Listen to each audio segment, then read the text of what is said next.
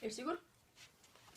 Trucul începe de la capa de inimă roșie și este așa. O poveste. Regele și a sa regină au chemat seara la cină 4 prinți, ca toți odată să o curteze pe a lor fată.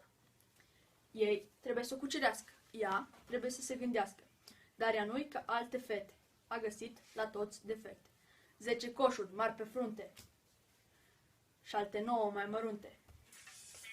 8 fire în cap le-au rămas, restul 7 ies din nas. 6 pete pe armură, doar 5 dinți mai au în gură. 4 din ei cariați, de 3 ani să ne spălați. 2, 4, 6, 8 secunde fata a stat, pe cei 4 refuzat.